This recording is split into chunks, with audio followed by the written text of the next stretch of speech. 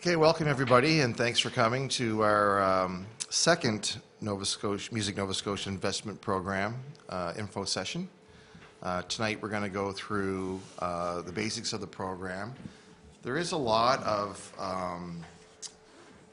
literature to read, and we can't obviously go through it all in 2 hours tonight, so we're going to go through sort of the top line items and things that are most notably changed from our prior investment program investment streams that were administered previously under the Emerging Program and the Export Development Program and our Bring It Home Community Presenters Program. So we'll try to touch on the key points that have changed, and we'll just run through the basic eligibility requirements, and we'll go through each stream sort of top level. Again, there are a lot of nuances within the literature that we expect that you'll read through carefully before you submit an application to us. And also, we can't stress enough how important it is to consult with our program manager, Serge Samson, prior to making an application. It's really one of the most important things that you can do is to come and talk to us first. And then that way, you'll have a better application. It may or may not get investment. I mean, there's a lot of competition, but you will have a better sense of the programs and a better sense of what you need to do, what we're looking for, and what makes a competitive application, because it is a very competitive process. And so we can't, and in fact, you'll see as we go through it, there's actually one stream where it's mandatory to consult or your application is not eligible. That's how important it is for us to consult with your program manager. And that's his job, so, make him earn his keep here. Okay? So before we get into the nuts and bolts of the programs and the eligibility requirements, just a sort of an overview statement on sort of the philosophy and the mandate behind the new stream, or the new program and its streams is, we've taken the word funding, first of all, out of everything in our literature. That's the F word to us now. And whenever one of us say it, it's like, you just said the F word. And we basically did, one of the first things we did was we did a search and replace in all of our literature and documents for investment and took the word funding out and replaced it with investment. And that's really important for us. It's a really big part of our philosophy behind the programs. Everybody needs money to do what they do, to live, to grow their businesses and to be an artist. You need money, and we know that. But we don't want this program to be approached from need so much anymore. We want it to be approached from the standpoint of leverage. If you get investment from Music Nova Scotia, how are you going to leverage that? How are you going to take that investment and grow, make that investment grow? Revenue, even the soft and feel-good stuff in your career is important, but we need to see return. Well, it is. I mean, we live in times right now, and we were very lucky this year. We did a tremendous amount of work behind the scenes over the last six months with the staff and the board members of Music Nova Scotia to be able to secure an investment stream that was completely dedicated to music. And this is running alongside the new fund in addition to. So we're very pleased that we're able to do that. But it's never been more important for us to be able to show data, to show ROI, to show results, so that we can continue our efforts and help you. So that's sort of the theme tonight is we need you to help us help you by with your reporting and the way that you're going to approach your projects. So that's very important. So again, this is investment, and it's not about approach from need, it's about leverage. And leverage can be revenue that you earn, other investment from agencies like Factor or Radio Star Maker Fund or other levels of government. So that's what we're looking for. And the mandate of this new program is essentially, and we state that in the new literature, is to help develop, grow small businesses around artists and intellectual property.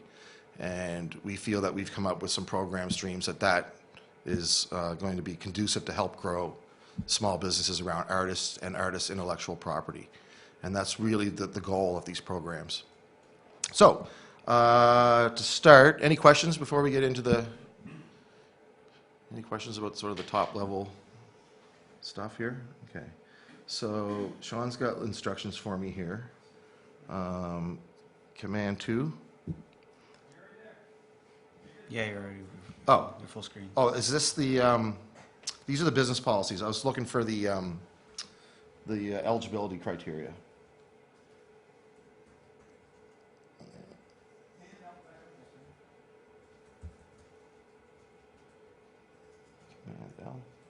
Sorry, anybody oh, here we go. So, and also people who are watching online, you can ask us questions anytime. We're monitoring our Twitter feed, so you can tweet at us at Music Nova Scotia and or hashtag MNS Investment, and we'll do our best to try to answer questions as we go. And if you have questions as we go along too, feel free to ask them, and we'll try to get everything in. So we are looking for the criteria. Sean, is that not up here? Well, it's in that document, right? It's the first, like... You're right. It's in the business policies. But Yeah. I did have a separate standalone document, though. Okay, so, thanks, Krista. So you've read this. yeah. Oh, good. Prepared. Okay, so we've changed some terminology, and we've changed how we classify our applicants a little bit. The first change is developing artists. There's no longer a separate emerging program. We have a developing artist stream now, and it pretty much 99.9% mirrors Factor's developing artist program. I don't know if you're aware of that program or if anyone's applied to it or not yet. A couple reasons. We think it's well written. We think it makes sense. And probably most importantly is that we want you to be better at writing Factor applications. So we think that this will really be in tune to that, because we want more Factor money coming to Nova Scotia, trust me, because it benefits everybody. So what a developing artist is pretty much in tune with what an emerging artist was. So you haven't really realized provincial, regional, international sales or exposure just quite yet. Maybe your online presence isn't quite as strong as maybe, an export-ready artist. And although we haven't really set any benchmarks yet for what that means social media-wise, there's no thresholds and numbers. We're just going to look at your profiles and look at the applications, look at your final reports over time and sort of build on that. And then we can take a look at that data, and then maybe we can be more finite about what we mean by that. So, and again, it's really important for us on the back end of these programs. The importance of how we collect data and how you provide it to us is going to be one of the most important things, so that we can look at this stuff in a real informed, intelligent manner and make decisions on the programs moving forward to make sure that they're working for you. So it's really important for you to comply with our reporting and keeping your applicant profiles up to date with your numbers and what's going on, because we're going to scrutinize all that stuff over time.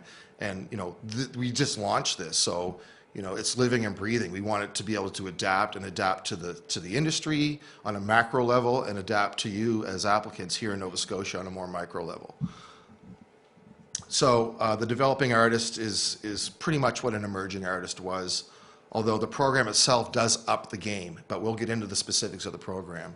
One thing we found that we had a few issues with the former emerging program was that a lot of recording was being financed, and we're shying away a bit from making records. We're not a record company at Music Nova Scotia, and we feel like there should be a little bit more. Maybe there's too many records out there. I don't know, but there is a recording aspect to the program. But it's not what would happen in the past is we would finance records, and then maybe the records didn't totally get made, or they got made and people didn't even bother filing final reports, and there was just a bunch of records out there that we didn't really know about, and nothing else happened with these records. They just sort of go out into the ether. So we want to make sure that doesn't happen. Most times records get made, and if you don't have a marketing plan or some other aspect in order to help make people aware of what you've done, all that happens is you have copies of it for your friends and family, which is great, but that's not the, you know, it speaks to the health of our industry that we need to kind of move forward beyond that aspect of, you know, there's a lot of artists out there, and you know, we need to be able to fund invest into programs. Said the F word. Yeah, I said the F word. Invest into projects that are beyond that. Like that's just simply not enough anymore. You know, there's too many great projects out there. We want to see people get behind that project with another aspect to it in terms of marketing that album or getting videos together, or, you know, plans in that kind of realm to help actually take the profile of the artist and get it to another level. Yeah, it's sort of a scarcity issue. There's not enough scarcity when it comes to art. It's one of our biggest problems entirely worldwide with our industry right now. So we're hoping to address that with this plan. So a developing company next is, there's a few things here that you'll need to take note of. A developing company would be sort of the equivalent to a developing artist, but you're not an artist. You're a company or an individual entrepreneur. You have to have a 51% base. 51% of your clients have to be Nova Scotian, and you'll see if you read these carefully that although not mandatory, we're super encouraging people to do business with Nova Scotians in Nova Scotia wherever possible, because we want a lot of this. And as you know, the mandate is to grow small businesses around artists and intellectual property in this province. We feel it's important for some of this investment to stay in here and get circulated through to our own Indigenous companies. So we want you to have a 51% client base. So if you got a roster of artists or people that you work with, 51% of them are going to have to be Nova Scotian. Whose definition do you use for that? It's a definition that comes from loosely from Factor on Canadian companies overall. Yeah. So Scott, if you had an artist that was Nova Scotian, Yeah. But is residing in another province, does that count? It would have to meet a residency test, which is in our business policies. And again, that's clearly spelled out in the business policies. So you also have to be registered business with joint stocks in Nova Scotia, and have a CRA business number, even if you're a developing company. So again, we want to go, you know, check in with joint stocks in a couple of years and go, hey, look at all these music businesses that have exist now, you know. So you need to be registered business. It can be a partnership, a sole proprietorship. You can incorporate whatever you think is best for you and your company. But we do demand that, no matter what level you are, if you're applying as a company or an entrepreneur. Non-Nova Scotia developing companies are not eligible applicants for a Nova Scotian artist, but at the export level they are, and we'll get into that. And the activities, you know, that you have to be engaged in: artist management, booking agent, licensing, sync, publishing. Producers are eligible now as companies. Promoters, publicities, promotions, labels, recording studios, which is new, and or a combination of the foregoing. You know, these days people sort of, you know, to make a living, they're mixed into quite a few of these things. And you also have to demonstrate to us that you're making money at this. It doesn't have to be like, you know, huge amounts, but you have to be able to demonstrate to us that your business generates revenue. And we may ask you to show us that. We may ask for an audited financial statement, or we may ask for some sort of proof that you're actually generating revenue of some sort. You know, invoices that are being paid to you, that type of thing. Can I ask you, Scott, is that specific to those types of organizations, or is it open to others too? Like I'm thinking like website developers or photographers, visual artists, No. marketing, business. Well, marketing's writers. covered in here. Yeah. Yeah. So if you're a promo company, if you've got publicity and promo company, you might have contractors that do all of that, but it would have to fall under a company that sort of fits within this framework. So those are Yeah. the- Website developers cannot come to this program on their own. Okay. Yeah. Yeah. That's not a definition of a music business to us. Right. Yeah. Okay. So an individual musician can't apply, they need to apply as a business. Well, no, this is just a classification of applicants. If you are a business, a company, or an entrepreneur, this is the classification for you if you're developing. But if Okay. you're a developing artist, there's a stream for, there's a classification for artist if you're Yeah. developing. Which was the first one we covered, developing artist. Okay? You'll see that there is different classifications of applicants. Okay. Yeah, and we're just into the second one here now. Okay. Excuse me, as an emerging business, a lot of times, a lot of your investment goes back in, and you may not necessarily, you might be generating revenue. Yes, that's all we're asking for. We're not asking for profit. We want to see that you Okay. generated revenue. Because Yeah. realistically, in this No, we business, in the understand first that. few years, you generally don't make a Any profit. business, yeah. Yeah, No, it's we get okay. that. You But we need to see that you're actually getting paid for the services that you provide, and that, there's activity there. Yeah. Okay, on to export-ready artists. You must meet all of the following. You have to have a current marketing and business plan. You have to have one qualifying release within the past 2 years. And qualifying release is defined in the business policies. It's a commercial release. It has to meet MAPL standards that we have defined. And there's just a couple of other things that, off the top of my head, you'll have to read the business policies to really know what a qualifying release is. You need a minimum of 1,000 lifetime units sold of all of your releases combined. And we're sticking to that. Don't come and ask us if you've got 500 or 400 to make an exception. We're not going to. We feel that it's a fair number. It used to be, in the EDP days early on, it used to be, I think, 2,000 or 3,000 for export ready, and you had to have over 4,000 or 5,000 to be exporting. So we think that that's a fair number.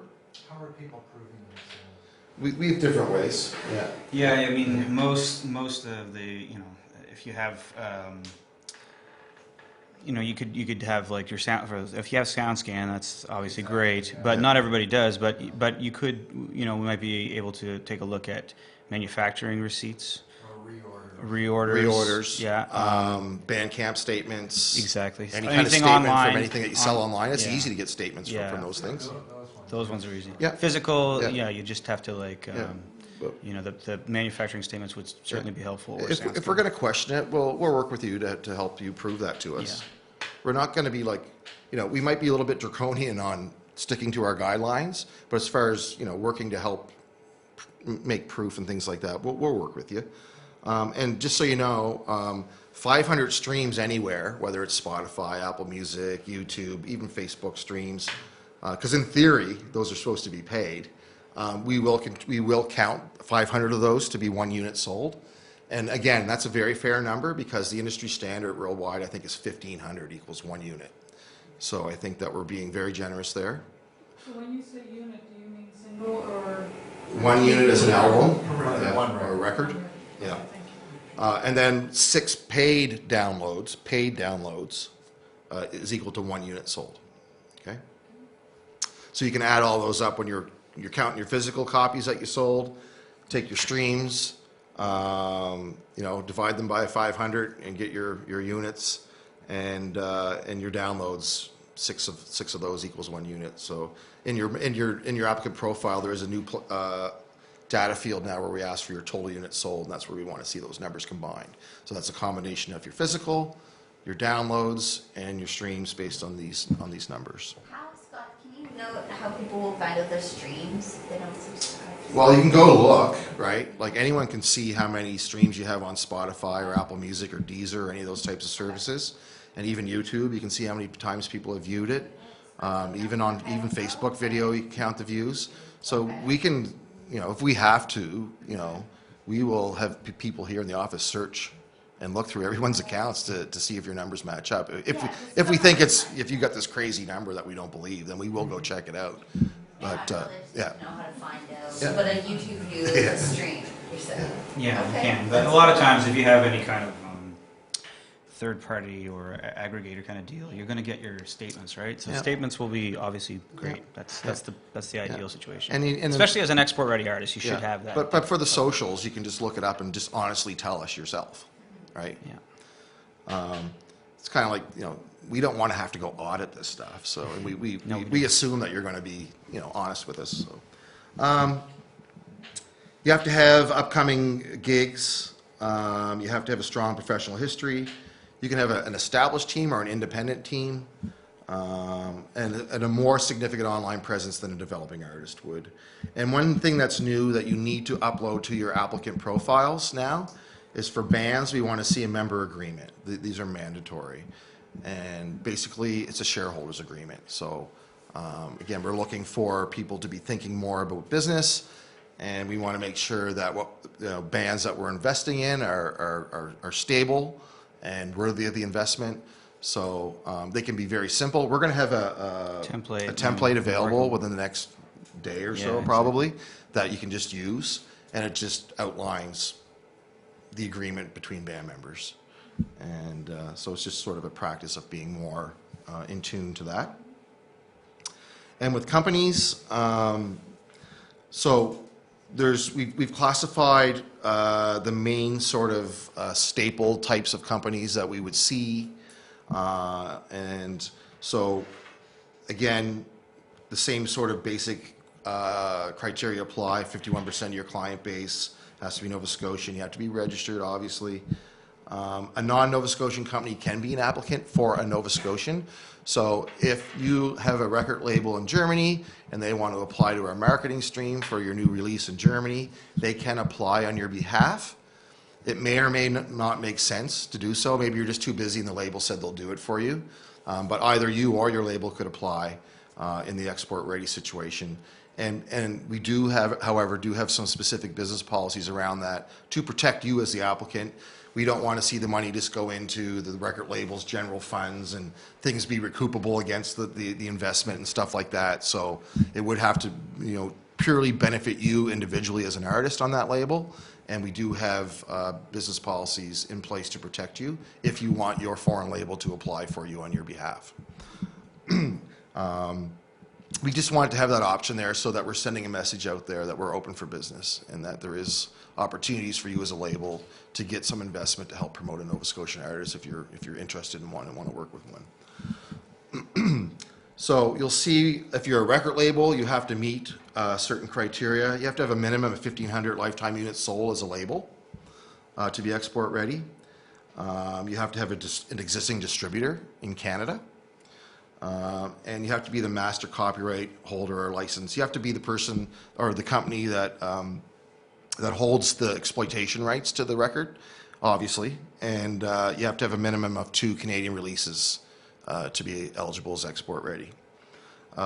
So you need 3 of the 4 of these, but these 2 are mandatory. You'll see here. You have to have a Canadian release, one at least within the last 12 months. So we're looking for current. You have to be current. You can't come back out of not having a record out for 5 years and be at this status. Okay. And you have to demonstrate the capacity to contribute the other 50%. If it's depending on the stream. So for live performance and marketing, even business development, business travel, those are 50% investments, and some of them don't allow for in-kind anymore or admin fees. So we need you to be able to demonstrate to us if you are wanting to be export ready, you have to show that you have a financial plan in place that you can contribute the other 50%. Publishers, same thing. You have to be a current publisher. There's some nuances in there. You have to have so many works that you've had recently. You have to have a catalog of 10 songs, and we think that's reasonable. 50% Canadian. 5 new works or equivalent in the past 2 years. And again, demonstrate that you are, really commercially exploiting the catalog that you have. Managers, these are just basic things that a manager does, really. But in addition to this, you have to meet 2 of these. A commercially released album from one of your clients in the last 2 years. A minimum of 30 paid engagements for your roster in total over the last 2 years. Excuse me. At least one artist on your roster has to have sold 1,500 records. At least one artist on the roster is either signed to a record label or has a licensed product to a record label with a distribution deal in place. So you need 2 of these 4. Does it have to be in Canada, the record label and distribution deal, or anywhere? That's a good question. It's not specified in here, so, but a lot of these things you'll need to talk to Serge about. Okay. If you've got records in other territories and you're labeled Nova Scotia, I'd say that's a good thing. Pretty good Yeah, thing, yeah, yeah. And just about the non-Nova Scotian people who apply, do they need to be in the same category as the artists they're applying with? Like, The artist has to be export ready, and we'll have to look at the company too. Okay. So, depending on what territory it is and what they do, major labels are not eligible for any of our programs. Yep. And that's outlined as millennials. Great. And then, but this would just be other labels in other places. Yeah, who are other working independent together labels, here, yeah, which yeah. is good. Yeah, they would have to demonstrate to us that it's really a label and that it's, a legitimate thing and there is a deal in place and, but first and foremost, their Nova Scotia client has to be export ready. Okay. Yeah, So as long as they're export ready. yeah, yeah. And their clients. That's the first thing they have to tick off. Okay. You couldn't be, even if you're a big indie label in Poland or something like that, and you wanted to apply for a developing artist, you can't. Okay. Yeah, you'd have to wait it out, and then maybe the label should invest in them for a while before we do. Yeah. What do you consider to be the majors in Canada? Well, there's only 3. Yeah, in the world. The 3 majors. Yeah. Right, yeah. okay. And not the large indies? Not the large indies. Right, okay. They can still. The multinational, Right, got it. foreign-owned conglomerates. Okay, which is fine. Yeah. Yeah. And then, so if you're not one of these core type of activities, because we're entering into the program this year some different types of businesses to see how it goes, contact Serge, because it was not really an easy, when we sat down and thought about this, there was no easy way to say, okay, if you're a recording studio or if you're a producer or if you're into marketing, how do you say if you're export ready or not? So we'll have to assess that case by case and see. So there's a little bit of fluidity for those types of companies. But our decision will be final, just so you know. Yeah. And then there's the last level of applicant is a community presenter. And these are the former presenters that operated under the Bring It Home program, which is no longer exists, but we do have an investment stream for these folks under the live performance stream. There's a community presenters component. Okay. Any questions on eligibility for applicants? See if there's anything online here. Anything online? Oh, we might have one. Nope, just a retweet. Okay. Thanks for the retweet. So if you fall into more than one of these categories, you can apply to more than one, or would you stick to one? As you'll see, every one of our programs, you can only submit one application per stream per deadline anyway. Okay. And with artist development and business development, as you'll see, there's going to be only one deadline a year starting March 17th. So it kind of the way that works kind of limits. But there is potential for crossover, like with business travel and business development. Your company may apply for business travel, but you're still putting in applications for marketing or live performance. Okay? Which is good. There is sort of that built-in crossover flexibility. So the artist development stream is a $4,000 investment towards 1 year of artist development activities. It includes sound recording, touring, and showcasing, video production, marketing, and promotion. So it's there's a wide range of eligible expenses in this program. One thing to note, though, is that recording is an eligible activity, but it can't be the only activity. Something else has to go along with that, whether it's tour, showcase, marketing, something else has to go with that. Recording cannot be a standalone eligible project under artist development. And I think that might be actually different than Factor. I don't know if they actually stipulate that or not. But as I mentioned earlier, it goes back to our philosophy around scarcity and making sure that we're building a culture around investing in promoting good records. You have to submit a track, which is called an assessment track, and then you have to, at the end of your development year, you submit a delivery track, just like Factor. The delivery track can be the assessment track. And you have to submit an artist development plan, which is the actual online application for this. And it runs over our fiscal year, which a lot of our funding, oops. A lot of our investment, I know. Bad. Most of our streams and components now run over a Music Nova Scotia fiscal year, which is April 1st to March 31st. So you could finish your project before that, but you've got an entire year. You have an entire Music Nova Scotia fiscal year to do the project. You can wrap it up earlier and do completion with us earlier if you want, but you can spread it out over, but no longer than our fiscal year, I guess. Okay. One other notable thing about this is that you can only apply to this program 3 times in the lifetime of the artist. And if you don't move up to export ready, you can't hit it anymore. So there has to be, yeah. Does that include the last, like No. emergency? And it also, we're doing a special deadline in September for this program. Yeah. To get people used to it. There's going to be a September 15th deadline for artist development, but it's going to be half. It's going to be a $2,000 maximum investment, and it'll only be 6 months of project time. So you have to wrap it up. Yeah, so it'll run from September. The timing for us will run from, your expenses will be eligible when you submit the application, but the project timing for us will be from September to the end of March, and it has to be. And then, in order to apply though to the March 15th deadline, you'll have to have that stuff wrapped up by March 31st.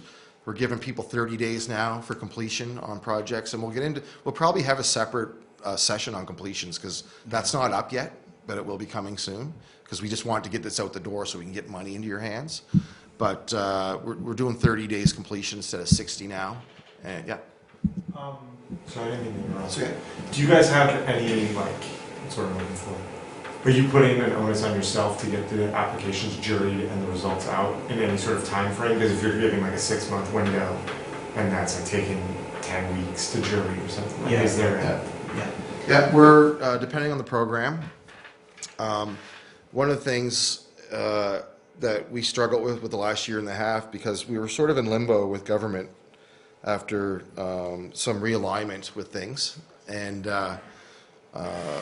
it was taking a lot of time for us to get our money. It was completely out of our control, but it was just, it was the situation that we had at hand. And now with the new program and where we fit with our government partners now, we are going to get back to doing everything we can to 30-day turnaround times on the quarterly deadlines for marketing and live performance. Things that have rolling deadlines, we're looking at 2 weeks turnaround for business travel stream, actually. But there's no money advanced on that one, and we'll get to that. So that's why you want a quick turnaround on that. But yeah, so. John? Yeah. everything juried, or is some No. stuff just direct approval? No, business travel is not juried. It'll be a staff decision, and community presenters will be staff decision at this point. But marketing and live performance and the development streams will be juried. Yeah. When you do the jury process for this, is it similar to the other program where you do the track first? No, and we'll then show you. continue? Yeah, that's different. Okay. Yeah. And then does the 3 times people can apply, does that include the September too? No, that's a freebie for It's a everyone. freebie? Okay. Yeah. Yeah. Yeah.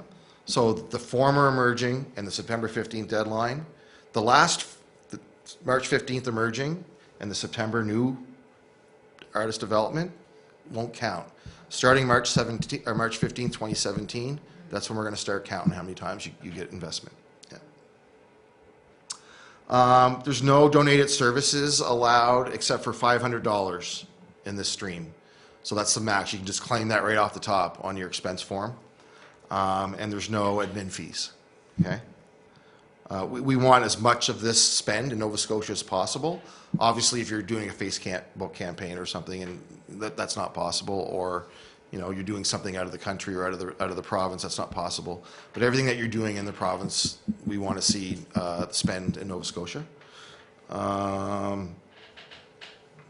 One unique thing about this program is that we're going to, through this stream, we will invest in professional songwriters. And by professional songwriters, we mean people who write songs professionally for a living for exploitation by other clients, not themselves. So you can apply to this program if you want to develop your business as a professional songwriter over a Music Nova Scotia fiscal year. And that it could include professional songwriting with other professional songwriters in a place like Nashville or something like that.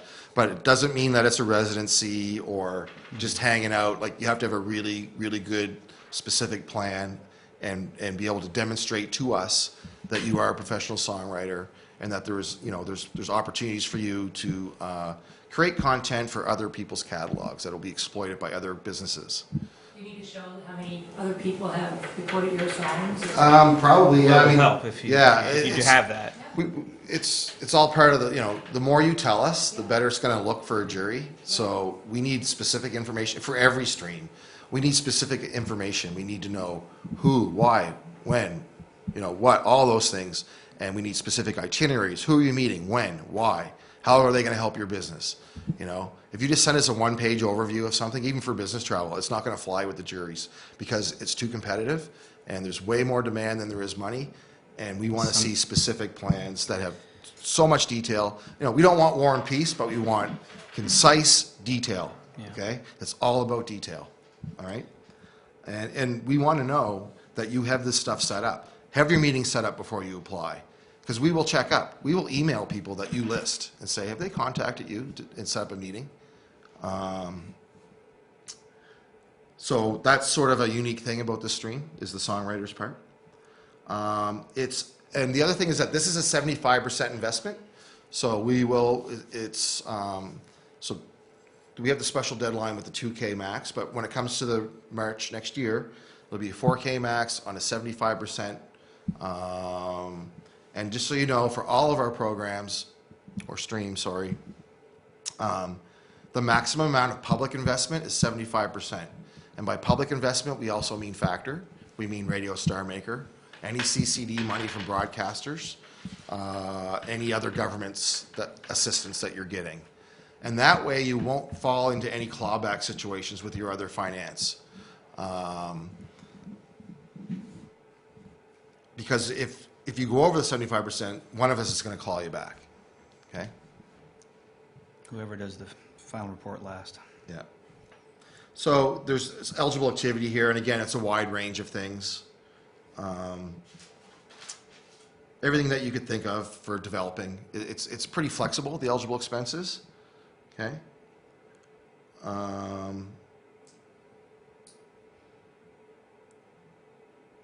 We're looking for a new unreleased track, though, right? So that's part of the assessment and the delivery. There is an exception for jazz and classical genres, if that applies to you. We talk about what we want to see in your artist development plan is in here. It's juried. So basically, if you want to receive the full amount of $4,000, you need to show $5,333 of real expenses, and that includes the $500 in kind that will let you claim off the top. Okay, and we also have a number worked out. If you hit Factor as well, which is only $2,000, by the way, our investment is double Factors for developing artists.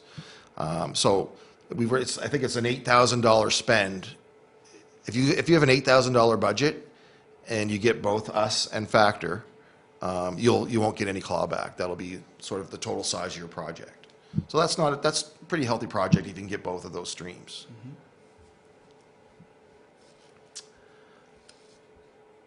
How to apply? Okay, so does everyone here have an applicant profile already?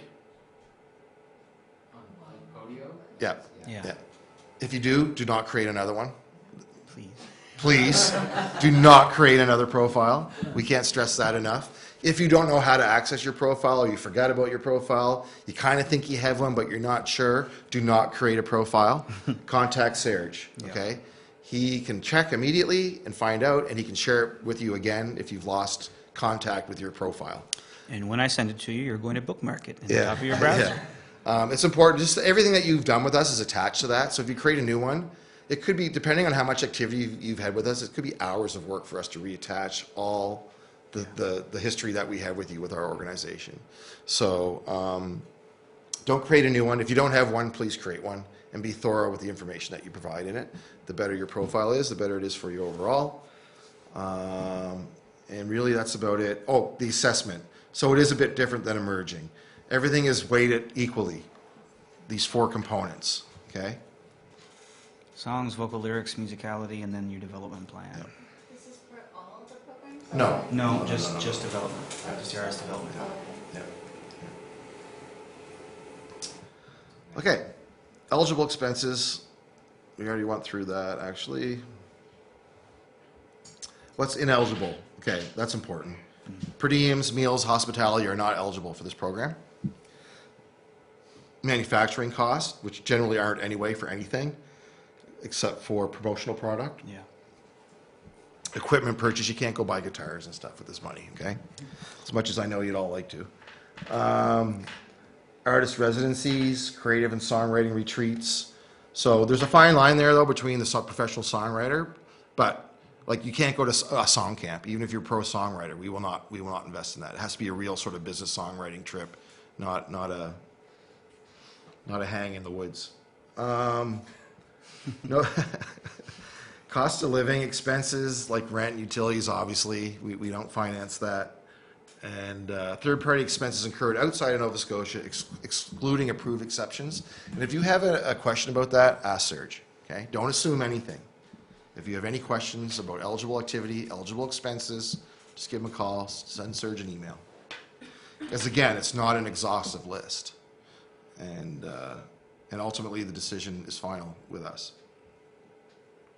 No admin fees for this investment stream, so you can't charge admin fee back to yourself. And this is just the payment. We'll do a 75 advance on this program, as opposed to the other. What's that? Uh-oh. Public funding. Oh, Well, man, you're right. some of the other public, they think They call they it that. call it funding. So we're just using their language. We missed that one.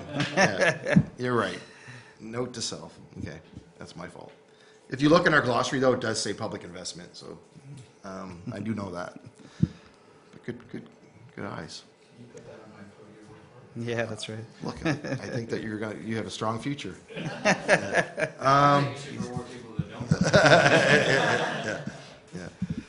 So 75% advance on this one. Most are 50. So, but we'll front you 75 and then 25 on the completion because it's sort of a year of development, right? So we're not going to just do 50%. Need that 75. Yeah.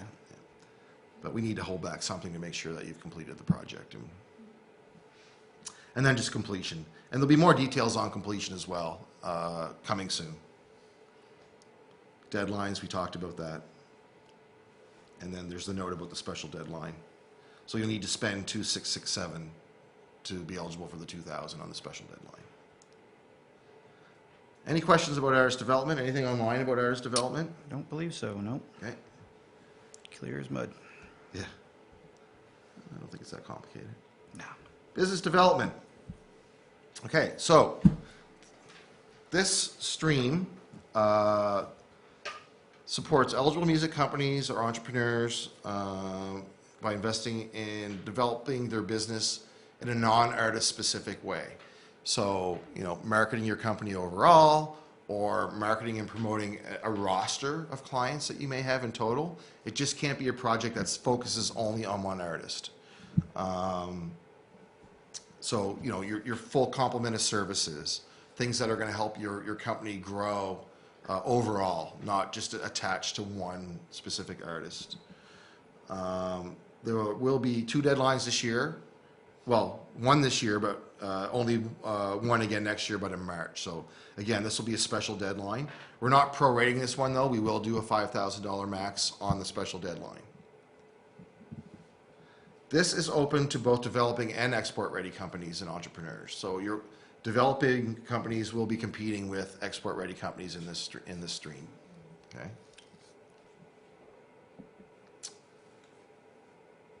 How to apply, you already know that. Don't create an applicant profile if you already have one.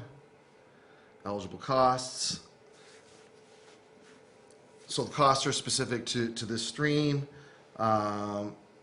We will recognize in-house and related party costs to a maximum of 50% of total eligible cost. So, but you must disclose it. So you understand what we mean by that, right? So if you have someone in-house that can do something, a job that's specific to your project, we will allow, and it's different in each stream, so you have to be aware of that. Some we don't allow any. Yeah, that's right. So, but in this one, we'll allow a maximum of 50% of in-house or related party. In-house obviously is in-house, and related party would be if you're a shareholder in another company, or, you know, you've got some sort of legal or even perceived attachment to another company. And that, we'll talk more about that when we have completion reports available for you to review and stuff like that, so. Something, again, there's little nuances, like web maintenance is eligible, but only for $500 a month max. You can't claim any more than that.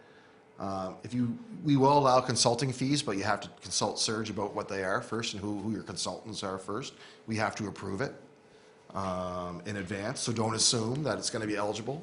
If you're working with a consultant, you have to talk to us first.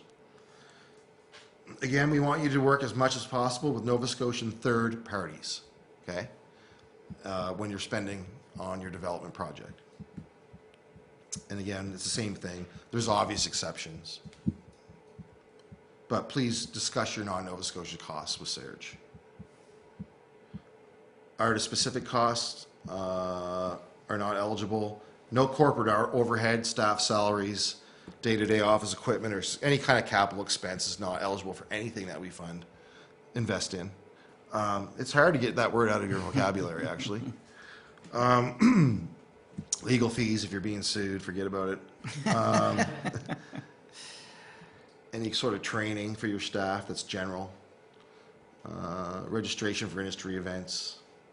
No parties or booze or receptions. Go ahead and have them, but we're Yeah. not going to invest in them. And there's no in-kind. You can't claim any in-kind in this stream. Okay? And there's no admin fees. So it has to be a pure spend on development. It's a 50-50 payout. Again, it's maximum 75% of public investment. And project completion is the same as our other streams, and these are the deadlines. And one point on all of our deadlines, as most of you already know, they can fall on weekend days, okay? And you have to submit by 11:59 p.m. on the deadline day, and our system knows what time it is when you send it in, okay? Any questions on business development? Questions? Yep. I'm not quite sure the difference between, like, is this for music companies that create music or music companies that exploit music? Both. It's for both. So there could be crossover between this and the artist development in terms of like producers or studios. Yeah. Is that true or? Yes. Okay. Yeah, absolutely. Yeah, I mean, those types of companies have to market themselves and build their businesses overall as well. As long as it's not attached to one specific artist, your project. Yeah. How can I get more clients? How can I, this is my plan to get more clients.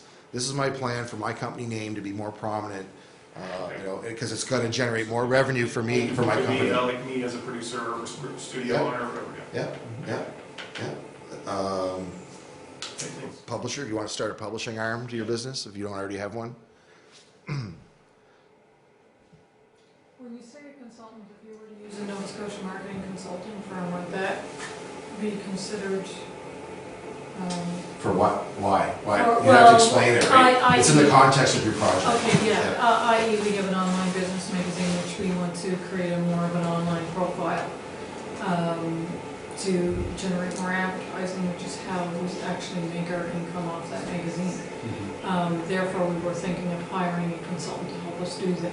Right. I don't know if a magazine company would even be an eligible company though Well, for it's a us. music magazine, it's a music promotion.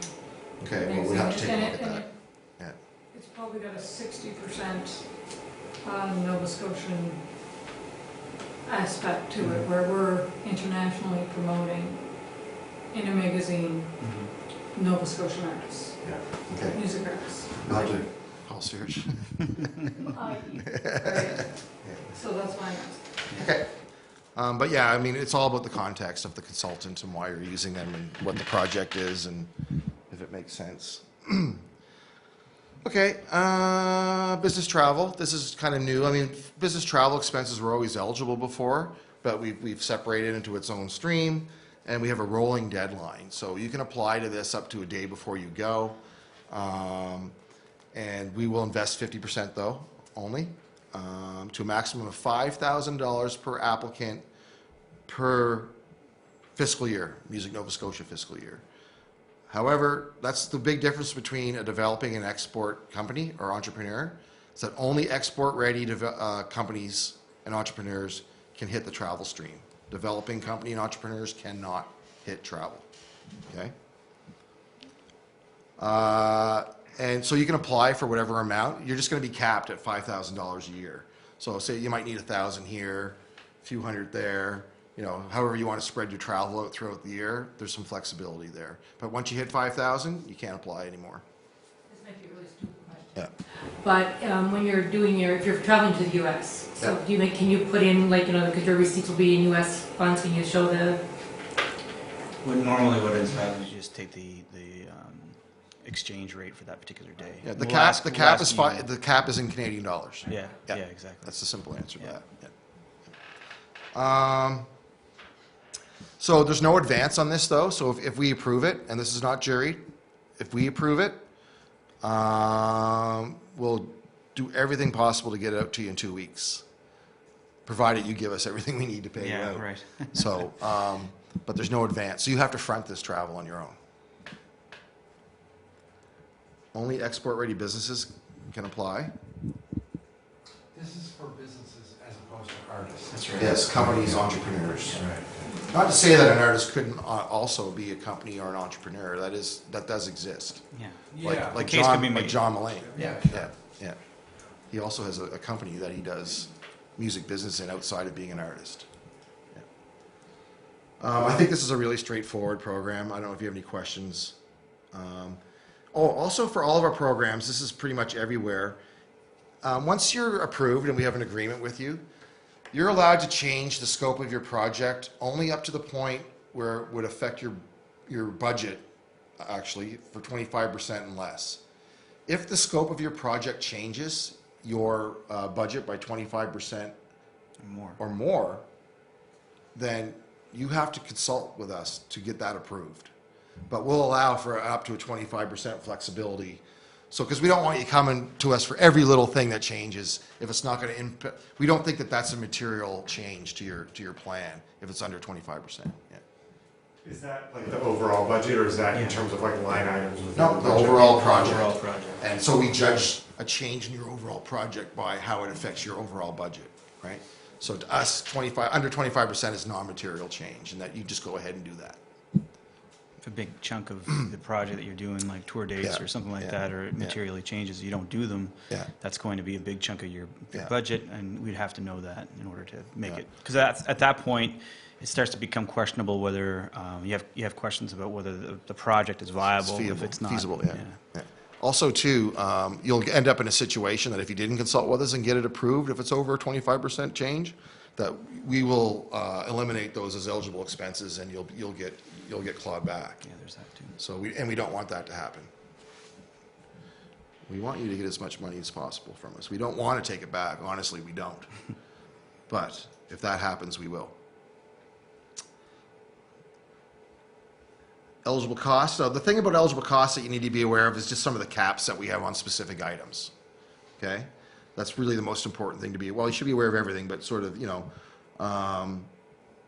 for example, it's kind of flexible because one of the cool things about these streams is that even though this is a business travel stream, there's some marketing expenses that are eligible within your business travel project, right? So you don't necessarily have to go to as long as they're not artist specific, mind you, everything has to be non-artist specific. So if you have some promo materials that you want to take to business meetings that are non-artist specific, printed materials, maximum of $400.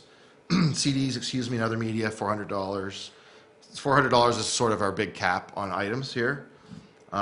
Local ground transportation is a maximum of $300 per trip, so you can't claim more than $300 in taxis and Ubers and things like that on any trip. Per diems are maxed at $100 a day. This is all Canadian dollars. For conferences, maximum of $100. Promotional items. Home city, we do allow some business travel in the province. It doesn't necessarily have to be export, although they will be stronger projects. You're going to have a pretty crazy, awesome plan for business travel if you're going to Yarmouth or Sydney. So, or anywhere outside of Halifax or within Halifax. You know, it would have to be like the label was flying there to see you to go sign the deal or something. So it's not to say that it wouldn't be an eligible project, but it's not going to weigh very well against others in a jury. For each trip, we'll recognize 7 days of attendance plus 2 days of travel. So 9 days is the maximum business trip you can take that we'll recognize. Ineligible costs are costs specific to an artist. Registration fees, artist showcase fees, per diems, travel costs, accommodations, marketing expenses that are on behalf of a specific artist. There's no in-house or related party costs, which just kind of makes sense, I guess, unless you're trying to get away with doing some of the marketing materials in-house. But we don't accept any in-house or related party expenses for this stream. And any costs that are related to a person who's designated as an eligible traveler in our tour showcase, in our live performance stream. So you can't put an application in if you're already on an artist's application for a tour or a showcase. They can't. None of those expenses can intersect throughout any of our programs, actually. Okay, and they're all specific. They're all designed that way intentionally. Business cards aren't eligible.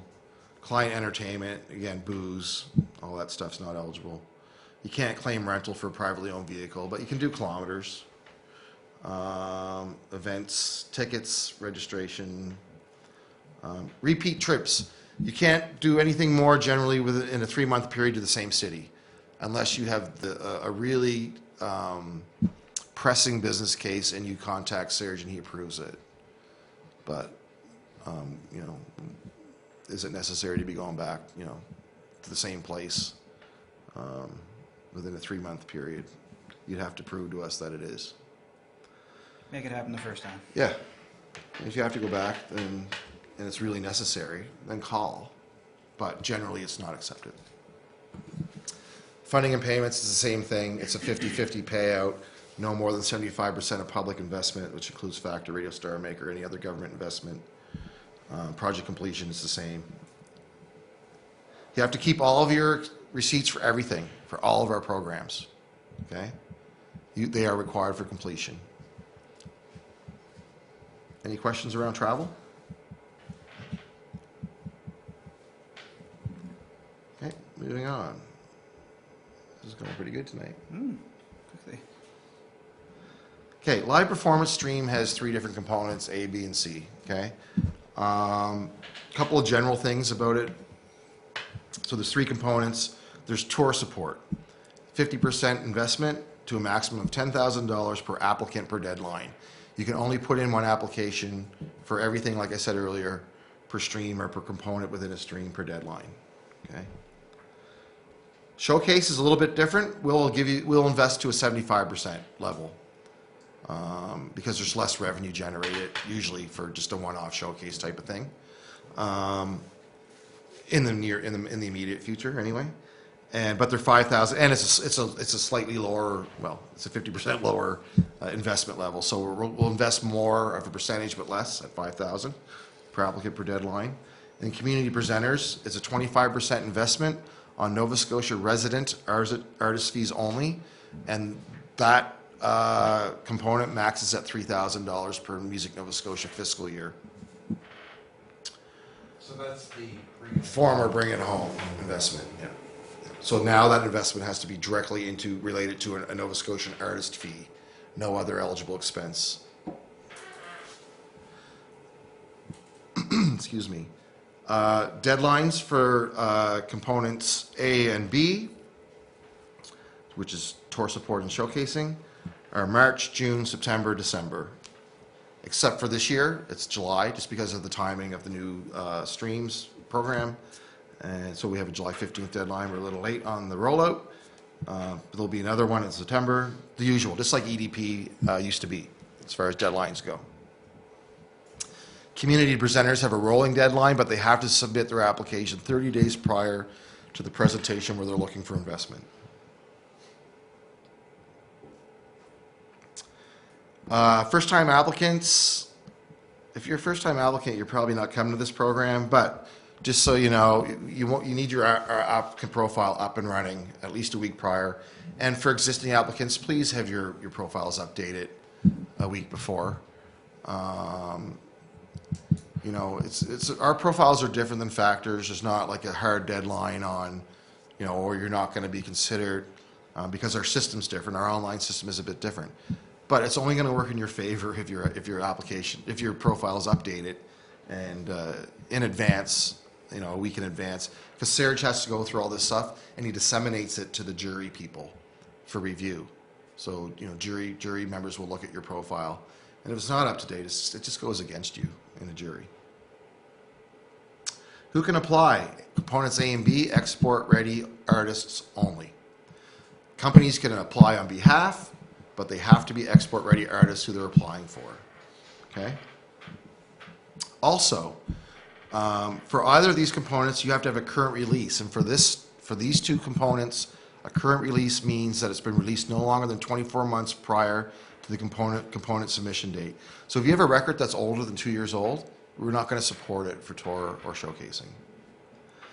Or you have one upcoming within 6 months of the application submission Of the scheduled of the tour scheduled and scheduled tour or showcase. Yeah. Can I ask you a real quick question about that? What do you need as proof for that it's within 6 months?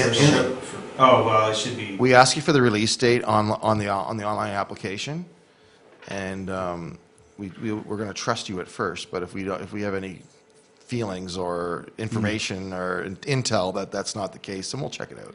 And like, Ideally, what you should be able to, you know, depending on the level of the artist, but at export level and, you know, thinking about what you're going to be doing, most times it wouldn't be too out of the realm of imagination that the label would have a one sheet done with all the information about the album release and the release date. Right? Yeah. Also, too, just so you know, we do have business policies that you should read. They're too in depth to go through here, but we have business policies that deal with any sort of delinquent activity around that. if there's like you know, the label's like, we're gonna actually delay it by like 2 months, and we're gonna push it back. How does that affect like the final We'll accuracy? have to decide case by case. Yeah, and our decision will be final. Yeah, yeah. But yeah, but if you're just kind of like, you know, if you don't have a label but you're still export ready, you're putting it out and you just miss it, and you have no reason why, then we have policies that sort of, you know, basically, you know, if you don't resolve it very quickly, and resolving could mean paying back everything, or whatever it may be, depending on the situation, then, you know, you either owe all the money back or a percentage of the money back, and you can't hit any more of our any of the streams in our program until that's resolved, or anyone associated with you directly as a business. Yeah. Okay, and then community presenters. To qualify, they're nonprofit organizations. Most of them know who they are. They're our former Bring It Home community presenters. Most of them are in rural areas, and they present music in rural communities for their communities. The big difference with community presenters now is that we used to have specific seasons that were eligible activity, but now they can apply anytime throughout the year. For tour support, a tour is 6 live public performances, minimal. 4 of the dates must be contracted with a fee, meaning that you're paid a guaranteed fee or a percentage of the gross revenue from ticket sales and/or take of the door, or a combination split deal. Non-cash considerations are not considered tour dates. Okay? What's that? What do you mean by that? Like, It's free. You're going and playing for beer or, you know, a hotel room or something, right? okay. Yeah, yeah. They must, 75% of the dates must be 30-minute minimum sets. We do, however, allow for 2 promo shows, right? Yep. Like a radio thing, but it has to be performance. It can't be like just sitting in and doing an interview. So if you're going to go play like breakfast television somewhere or something like that, Radio show. yeah, we'll give you 2 of those towards the 6, Yeah. right? But there still needs to be a fee attached? No, No, I see. you're allowed 2 non-paid, but they have to be promotional performances. 4 of the 6 Not have to be playing in paid. the club for nothing, Yeah. right? Okay. Well, the question I had was, okay, if you have tour dates ahead, you're not gonna get paid for those until you do them, actually. Yeah, but you have to Yeah. show us contracts. Yeah. Like whatever your agreement is, like, so if you're, you know, you're guaranteed Yeah. is like 400 or something like that. Yeah, show us some kind of proof that there is a, you know, that there's payment involved. Okay.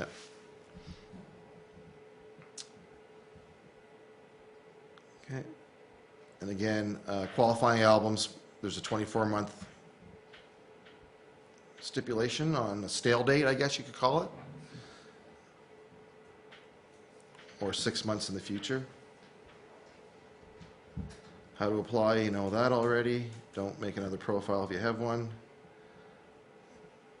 Investment and payments. Okay, these are all sort of general to the overall program. So Showcase specifically, again, it's a $5,000 per applicant per deadline, but it's a 75% investment.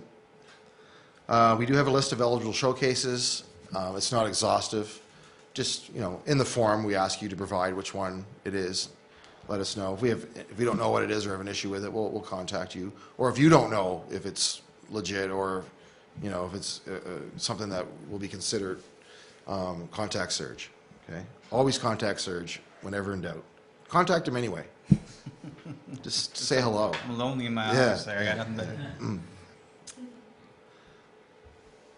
Eligible showcases. So it has to be a known sort of industry thing. We have to know that there's B2B business activity happening. We have to know that, you know, it's a real thing. Yeah. Yes. Are you going to use the same list Roy, as last time? No, or we have factors list, You which would is use which is that very one? detailed with a lot of eligible activity. Yeah.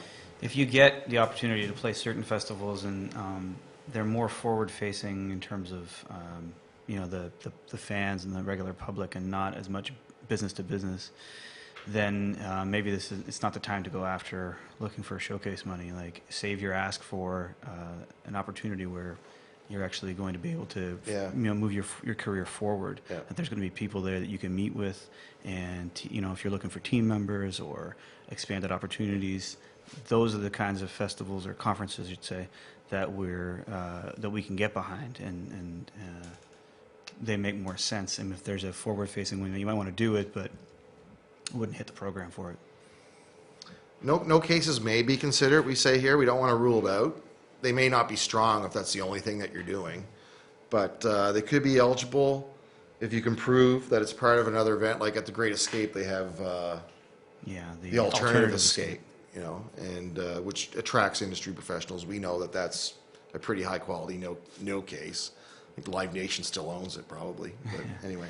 The thing about that is, it just you know, it's all about the business case to be made. And if it seems like, whether to us or the jury, whoever's reviewing it, that, you know, it's just simply something that's running alongside, and you know, it's kind of rinky-dink, and people aren't, the actual business people aren't going to show up, it doesn't have a great chance of getting invested. Those CMX stages are great examples of no cases, like the random ones in France or LA. Yeah, exactly. Yeah, as long as you can demonstrate that there's a business upside to it. Yeah. In a real meaningful way. Yeah. A showcase is, if you go to a showcase event and you play 3 times in one day, that's not 3 separate showcases, that's just one, as far as when it comes to your budget, okay? And you'll see that, like when it comes to the hired musicians or eligible travelers, you can't bill back, you know, $300 an artist for 3 shows in one day. You can only claim $300 for the whole day. Eligible costs, again, there's things in here that you'll need to be aware of. Eligible travelers, what the definition of that is in here.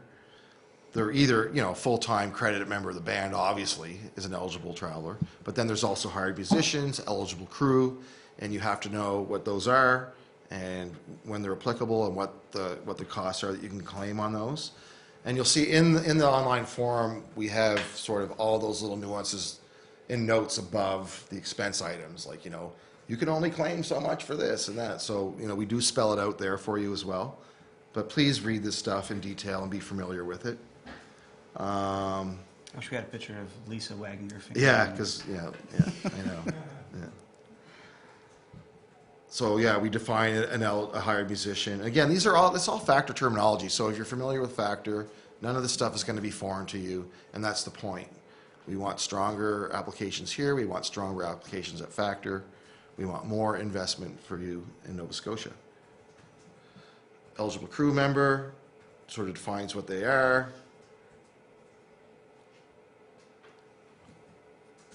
A crew member cannot also be claimed as an artist or a hired musician. You can't claim, people can't do double duty.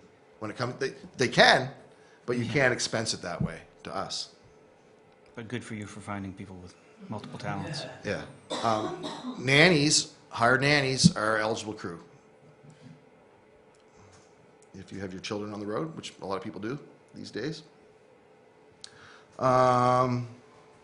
You need to have a deal memo for hired musicians and crew, and that's available on the site. You can download it. There's some, again, nuances on what you can claim around per diems, accommodations.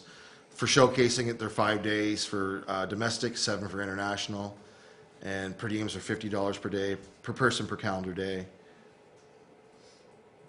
Generally, unless otherwise explicitly allowed by Music Nova Scotia, all these people are Nova Scotian. Unless you show to us that there's no way you can do your show without a without a non-Nova Scotian, or that you can demonstrate that your budget makes way more sense by having non-Nova Scotian eligible travelers. Just out of curiosity, why is the PD 50% of what it would be for the business traveler? I think that, you know what, that's a good question, and I was waiting for someone to ask that. But it may be it's kind of a weird thing, like a stereotype thing, like business expenses are more, on the road. But you know what, on the road though, I guess maybe not so much in showcasing, because it's the same for live performance or tour support, but there's revenue being generated as well, whereas in business travel, there's not really revenue generated immediately. But if you're touring, there's supposed to be money coming in theoretically, right? So, so I guess there's more of a buy-in for you as part of your investment, your investment part as the applicant. Okay. It's also has traditionally eaten up a large part of the budget. Yeah. Yeah. Like PDs for a few people in a band, and we were, obviously people need to eat, but. Yeah, but as far as how we spread our investment out, it was always something that was one of those high items. Really you go large. Analyze our final reports from applications over the years. I bet your per diems would be up there probably in the top 5. It's always a lot. Privately owned vehicles can be used at a rate of 50 cents a kilometer, but you need to submit an odometer reading, and there's a form for that online. Vehicle costs and airfare eligible, obviously. Again, there's a bit of marketing eligibility in here too, so you don't necessarily have to do a marketing application. Eligible expenses for up to 500 units of promo product. Don't buy 500 though and give out 20 and sell the rest. That could be cause for dismissal from our program. But at the same time, we want to have flexibility and let you have promo material on hand. Okay? We're being fair with you, be respectful of us on these things. Cost of any printed materials, posters, $400 per showcase. Musician fees and crew are capped at $300 per performance, and we already talked about what a performance means. It's basically a day. We do recognize in kind here, but it's capped at 25%, so you can claim 25% in kind in the stream. And in-house costs are allowed up to 25% in related party transactions. And again, in completion, you'll have to declare what those are and provide the receipts. We'll allow up to 20% of commissions and management commissions, booking agency fees, that kind of stuff. Local ground transport, $100 a day, you can claim. Ineligible vehicle repairs and maintenance, obviously. Any capital costs. Showcase and awards applications, expenses for ticket purchases, buy-on fee to a showcase. So you can't come to us and say, well, it cost me $1,000 to get on that showcase. Well, that's too bad. You can't rent a privately owned vehicle. You can't say, hey, John, can I borrow the in-flight van? I'll rent it from you. We won't recognize that. Is it? Yeah, you killed it. Yeah, yeah. Too many people. Yeah. Traffic tickets, makeup, costume, wardrobe, AF of M, CF of M dues, again, instruments, and no booking or management fees if the applicant is self-booking or self-managed. You can't claim that. Admin fees are also allowed, but it's 15% of the total eligible cost, but we cap it at $500 for this, for showcasing. It's a 50-50 payout, 75% max public, like the same, every other thing. And your completion reports are going to need to submit proof. And again, we will expand on completions later in a few weeks. But you have to prove us that the showcase took place, and there are certain things that we accept for proof of that. Any questions on showcasing? Okay, tour support. This is a 10K max investment at 50%. One applicant per deadline. And a maximum of 4 per year. So that's big. You can submit one each deadline if you want. All the same things apply to what it, except like there's a definition of a tour date. And again, 6 shows. We already went through that. Here's one that's important, and we've seen this come up before. Yeah. Breaks between legs of tours. There cannot be a real significant break between tours. You can't tour Eastern United States in February and do the West Coast in June. That's not the same tour, okay? Make sure that you consult with Serge if there's breaks in your tour, if it's going to be really one tour or not. Yeah, more than 5 days means It's 5 days, yeah. It's Yeah. busted up. It's two Yeah. different tours. Yeah, yeah. Again, the plans, all of the plans that you need to submit, they have to be very detailed. Where you're going, why, you know, what's the strategy with the release, what other things are going on, how are you marketing to get people out to shows, who are your partners, all of that stuff, okay? It has to be very thorough. Yeah, and try to think of it from the strategy or the viewpoint of how the tour is going to actually to contribute to the growth of the artist. Because I mean, tours are can be necessary, and they're kind of the thing that you do as an artist sometimes, right? We get that. Inevitably, though, you're coming up against other applications in the jurying process that have significant goalposts that they're looking to meet. And that's just where we are right now with the applications. They're that good. They've got strong goals that lead to growth for the artist and a raising of the profile of the artist, whether it's regionally or nationally or internationally. So that's what you got to look forward to. And if it isn't going to do that, or if you don't think you can make a case for it, then you might want to reconsider. Maybe not necessarily the tour, because maybe it makes enough sense that it's worth doing. But is it worth coming after us to try to leverage that money? You think about it that way. Don't even think about submitting to this without a tour marketing plan. If you're really serious about being competitive, not only do you need to tell us everything about the tour mechanically and logistically, there needs to be like a specific marketing plan for that tour. So on that note, like I looked through where you would apply, say, for this program, and there was a lot of information that you specifically ask people to extract from their plan. There's a couple of instances where people can write something, it's up to like 300 words or characters, so it's pretty short. So are you still looking for people to write some Yes. kind of like 4 to 5 page document? In every stream criteria, it says that you have to provide a plan. Yes, okay. And this is what we're talking about when we say a plan. Yeah. And at the bottom of every online form, it says, did you upload your tour plan? Did you upload Okay. your marketing stream plan? Did you upload Yeah. your artist development's the only one where the online Still. form is the plan. Is the plan. Every other one, you Right. have to upload a separate A plan. separate plan. Yes. So is there any criteria, like Emerging used to have 10 questions, and then EDP had like kind of 6 questions. We're not giving you questions to answer. Yeah. Just- But it's just like up to the applicant to sit down and basically write out their Yes. plan, however they imagine that to Yes. be and look on yeah. paper. And then Okay. your peers are going to say if that's a good plan or not. Not a certain Yeah. format or anything you're looking for. No, but I mean, in point 7 here, you can see what what are your goals? Right. Expected results is very important because we want to compare that against what actually happened on completion. a description of the tour. That's all the logistical stuff. We want to know where you're going, when, where, all that stuff. Your history. One thing, every time you make a plan, you have to assume that the jury knows nothing about you. Even if you've been coming to us for years, you have to provide a plan that, and people that already go to EDP know this. You guys know how to write your plans, right? Right? So, but the rule of thumb is that you assume whoever's is adjudicating this has never heard of you before. So you have to tell your story. You know, just like you tell your story anywhere where you're trying to get ahead in this business. So you tell them your story. Your applicant profile provides a lot of professional history, but don't be afraid to tell that story in your plan.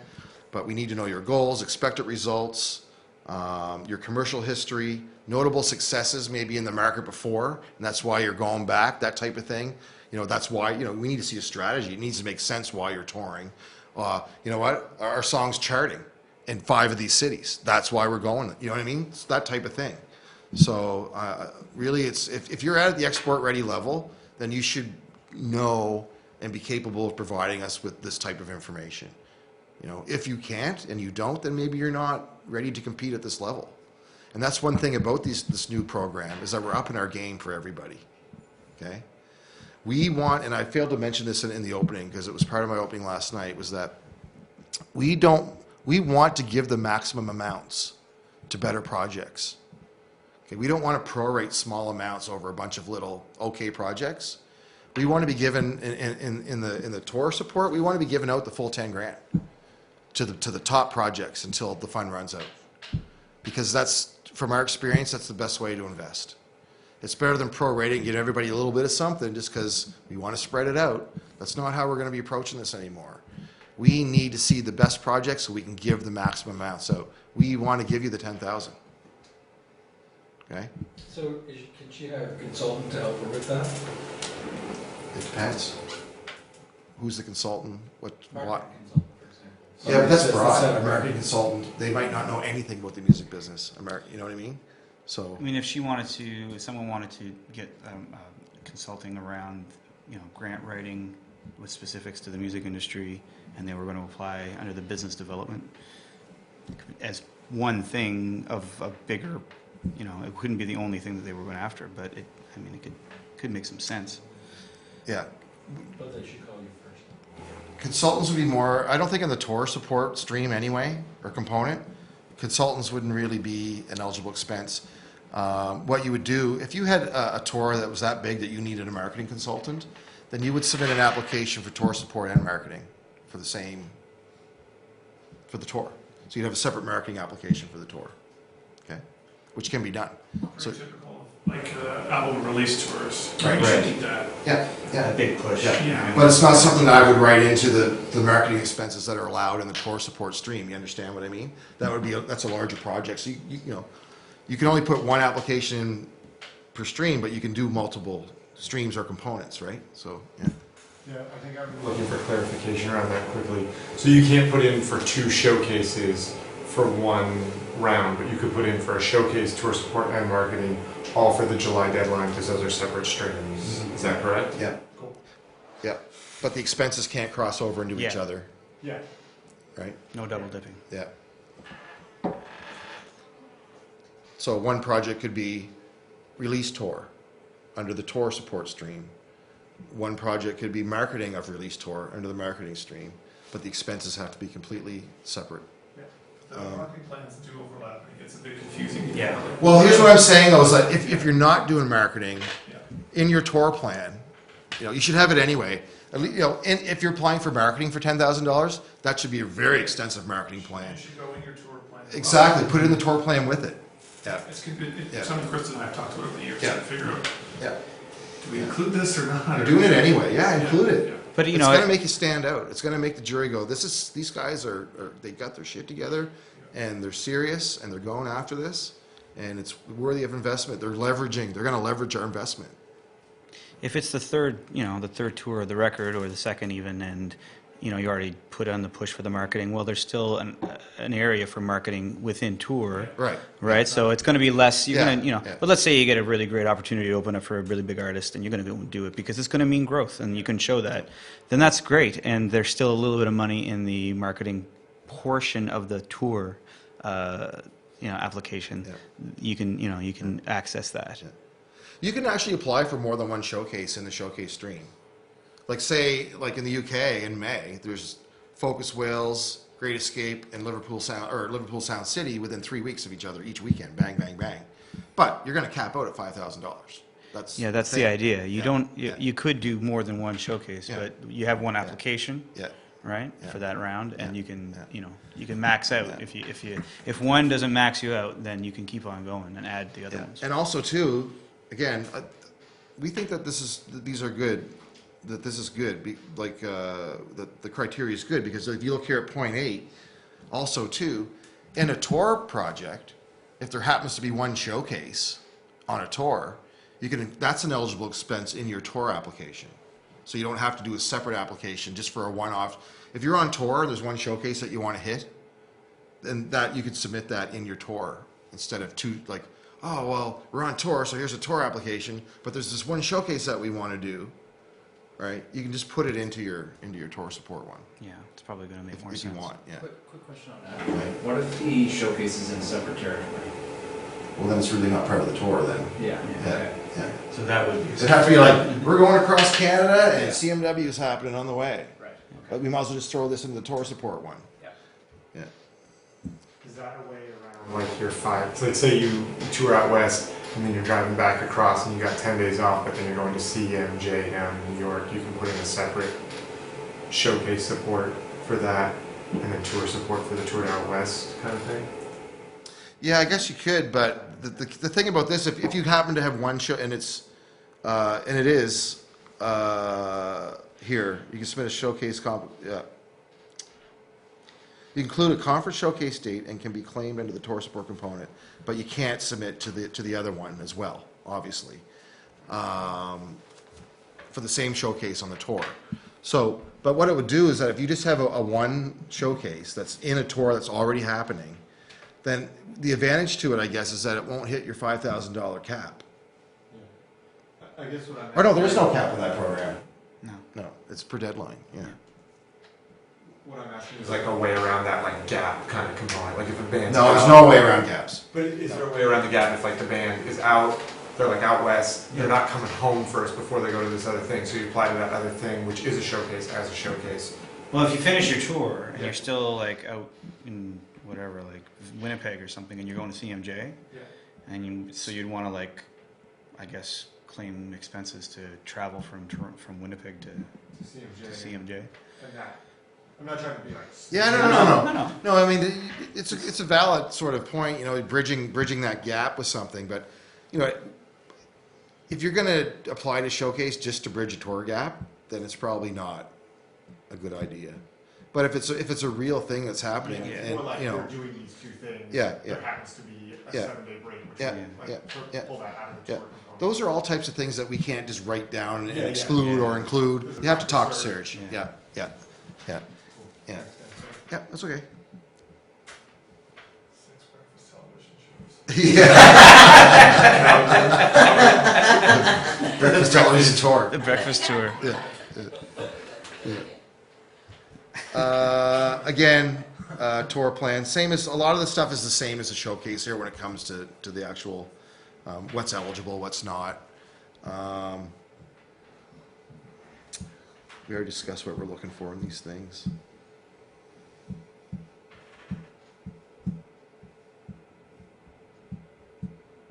Here's an interesting one. When the tour includes a conference showcase date, then the registration fees are eligible. But we need to see if you have a showcase in your tour and you're claiming it as an expense, we need the invite to the showcase just like we would for the showcase stream. So you have to upload that with your application. Logos and acknowledgements. We want you guys to recognize us in the province for this stuff more than you have before.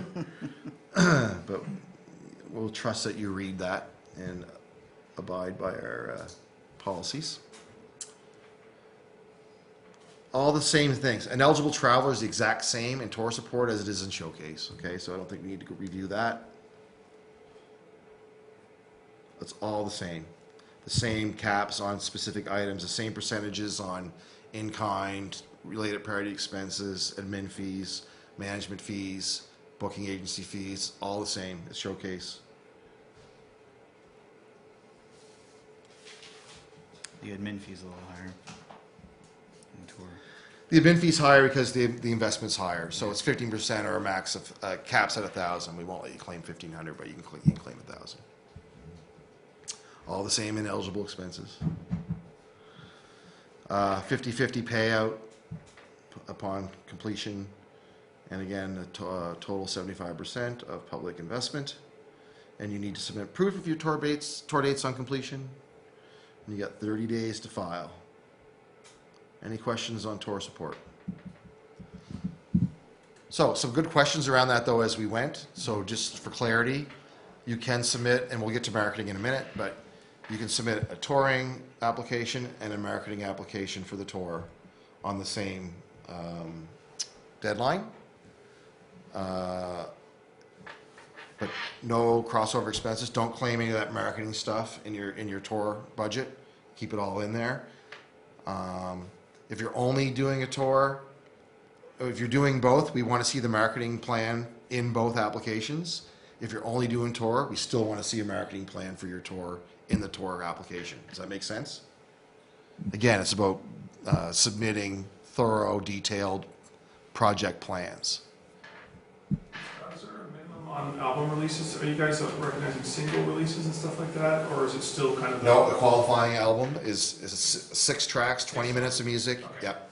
That's a qualifying release. With the maple. Yeah, with the maple and all that stuff. Yeah. Yeah, so you can't tour a single under these programs. Yeah. So community presenters are our former Bring It Home community presenters. They have to be registered nonprofits and must be able to prove it. That's part of their profiles. Community presenters are required to actually, we've been telling everybody all along, don't make a new profile if you already have one, but the community presenters are required to make a new profile, so they're the exception to that. So if there's any community presenters online, watching, tuning in, you have to go onto our website and create a new profile. There's a new setup. We're looking for new information, new fresh information from our presenters. You have to be presenting, developing, and export-ready Nova Scotian artists, and most of the people that we work with on this formally, we know what they're doing, we know that they are. If you're new, though, you have to be able to show that in your applicant profile. Again, the shows have to have a minimum ticket price of $15 to be eligible, or $7 for all ages, or a discounted price. You have to provide a guarantee, but now we'll accept a guarantee versus split deal. And investment levels are $1,000 per application submitted, with a $3,000 annual cap per Music Nova Scotia fiscal year. And it's a rolling deadline, but we need the application 30 days prior to your presentation. And we're investing 25% of your Nova Scotian resident artist fees to a maximum of $1,000 per application, $3,000 per Music Nova Scotia fiscal year. And that's the only eligible expense. Yeah. Ineligible activities, though, are presentations in like house concerts aren't eligible, bars and nightclubs are not eligible, and restaurants are not eligible. Presentations presented by promoters or agents, so like a third party can't go to our community presenters hall and present a commercial sort of concert. Music festivals and industry conferences. Although music festivals can apply for their non-festival activity. A lot of music festivals do things they present throughout the year. So long as they're a non-profit organization and they are presenting shows outside of their festival throughout the year to gain attention, that kind of thing, or just to keep, it's just what they do. They present shows throughout the year as well. That's eligible. And no fundraisers. So even if you are an eligible applicant, fundraising is not an eligible activity. So with the Nova Scotian piece, if you have 3 presenters, 2 of whom are Nova Scotian, do you just prorate that so that you would do? You mean artists? Sorry, yeah. No, we don't, because the way it works now is that the only eligible expense is a Nova Scotian artist fee. So if you have 3 acts on a bill and 1 is Nova Scotian, we'll invest 25% of that artist's fee. So there's a trio, and 2 of them are eligible. The band has to meet the residency requirement in general, in our general business policies, okay?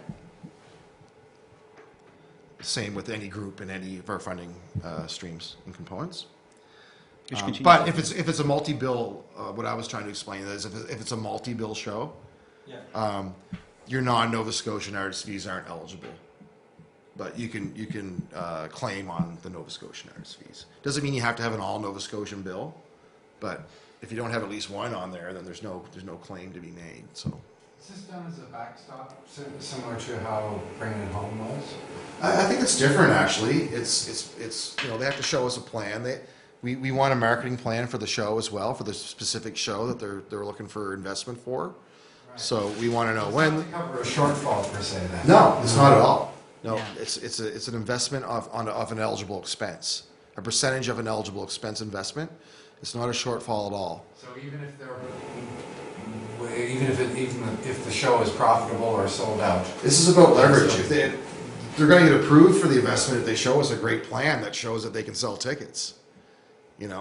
So one of the problems we had with the other program is that it kind of became a bank machine for shows that were kind of like,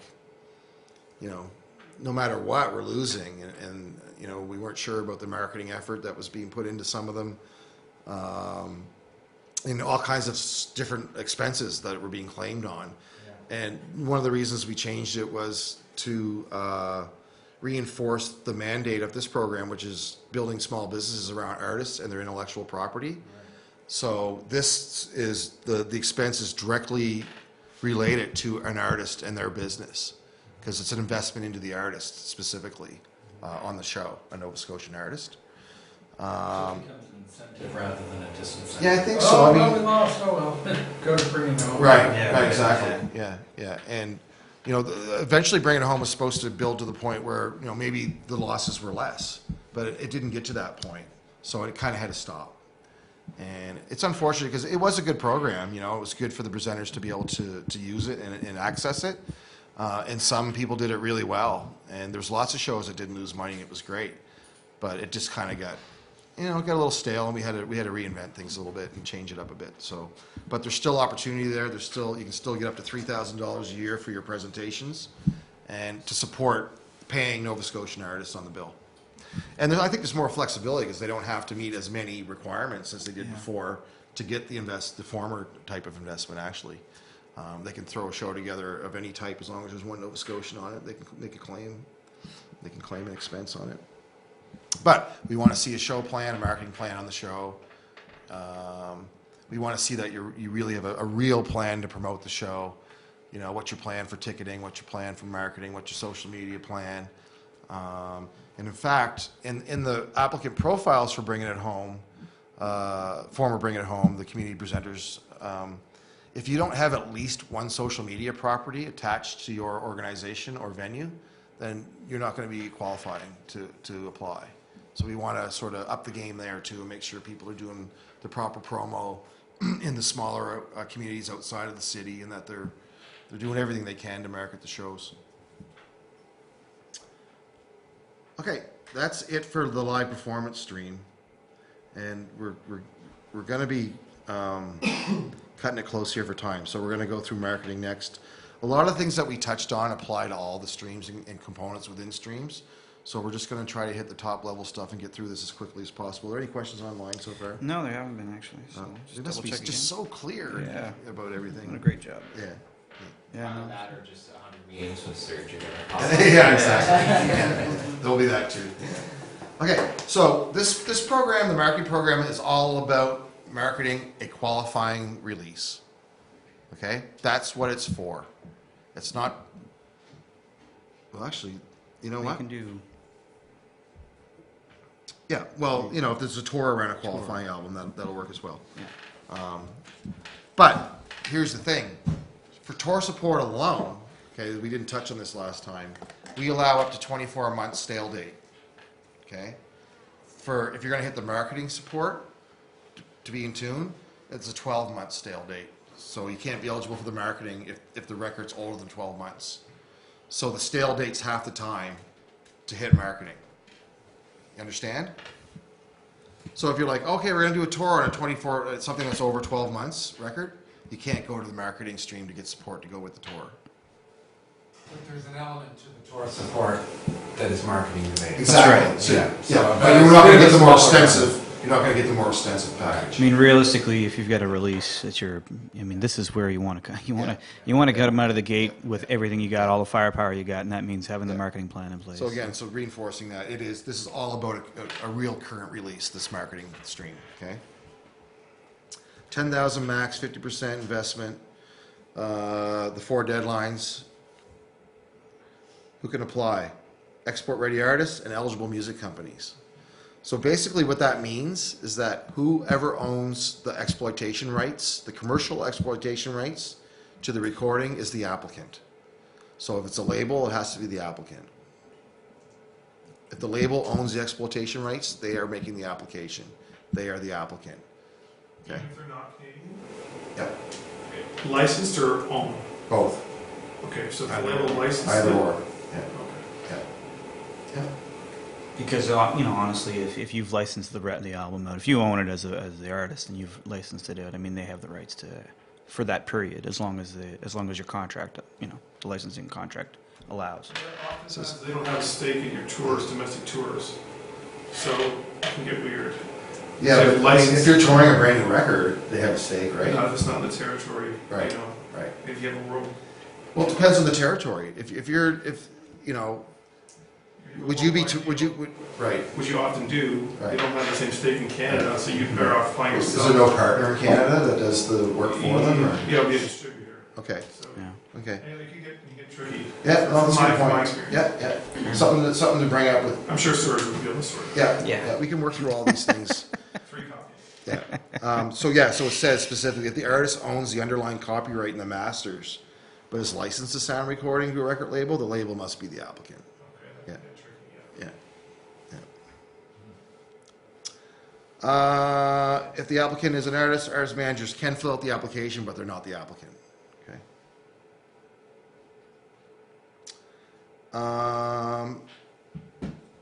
Non-Canadian independent music companies are eligible to apply for qualifying releases by Nova Scotian export-ready artists. Major labels are not eligible to apply. And the sound recording must be commercially released no more than 12 months prior to the date of application, or coming within 6 months. Yeah.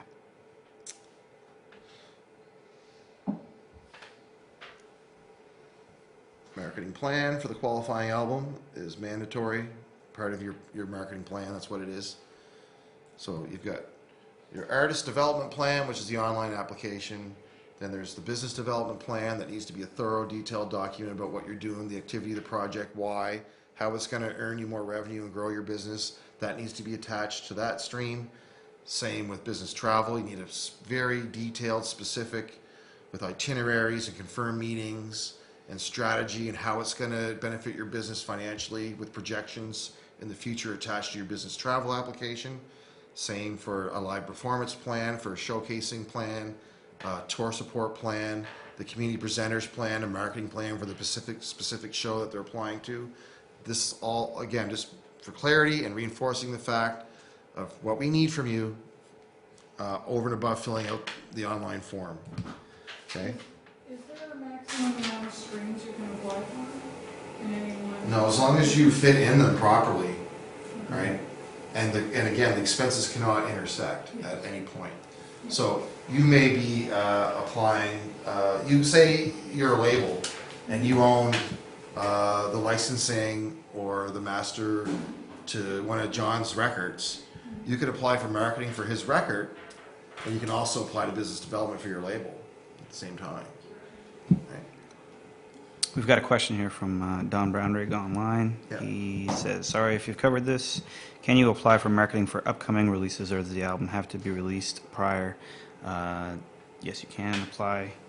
Yeah. 6 months. Yeah, you need proof that it's going to be released within 6 months. And you can talk to Serge about what that proof is. But if it's upcoming, make sure you talk to Serge. Again, what is a qualifying record? We've defined this many times.